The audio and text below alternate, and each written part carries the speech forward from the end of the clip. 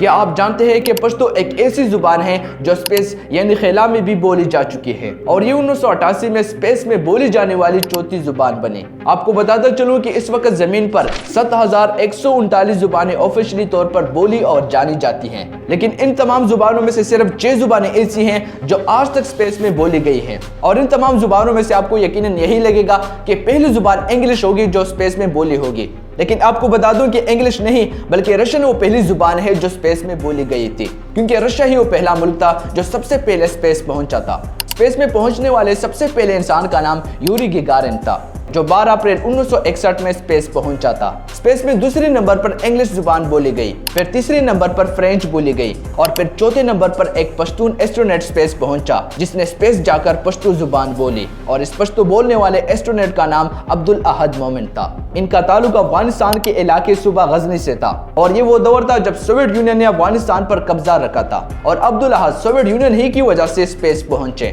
عبدالاحد مومن افغانستان کی air force کے پائلٹ بھی تھے، اور ان کو پائلٹ بنانے کے لیے بھی سوویت یونین نے ہی ٹرین کیا تھا، اور ان کی ایبیلٹیز کو دیکھتے ہوئے پھر آگے جا کر ان کو سپیس پروگرام کا حصہ بنایا گیا، اور پھر 29 اگست 1988 کو وہ دن آیا جب یہ ایک CSTM میں بیٹھ کر سپیس اسٹیشن پہنچے، اور پھر تقریباً 9 دن تک اس سپیس اسٹیشن میں رہیں۔ یہاں پر ایک انٹرسٹنگ بات یہ ہے کہ ان 9 دنوں میں انہوں نے افغان کلچر کے مطابق سپیس میں اپنی باقی ممبرز کے لیے افغان کبابی بنا کر ان کو پلائی۔ اب یہاں پر جتنے بھی پشتون میری یہ ویڈیو دیکھ رہے ہیں، آپ کو اس بات پر فخر ہونا چاہیے کہ آپ جو چائے بناتے ہیں یہ سپیس میں بھی بنائے جا چکے ہیں۔ عبدالاحد نے اس وقت کے افغان پریزیڈنٹ سے بھی ویڈیو کانفرنس کے ذریعے بات کی تھی، اور اس دوران ان کی ماں بھی موجود تھی، اور پھر وہ موقع آیا جب انہوں نے اپنی ماں سے پشتو میں بات کی، اور یوں پشتو زبان سپیس میں بولی جانے والی چوتھی زبان بن گئی۔ عبدالاحد نے اپنے ملک سے محبت کی خاطر سپیس سے افغانستان کی تصویریں بھی کھینچی، لیکن یہاں پر آپ کو ایک اور بات بھی بتا دوں کہ ایسا نہیں ہے کہ عبدالاحد نے صرف افغانستان کی تصویریں کھینچی اور وہاں پر پشتو بولنے گئے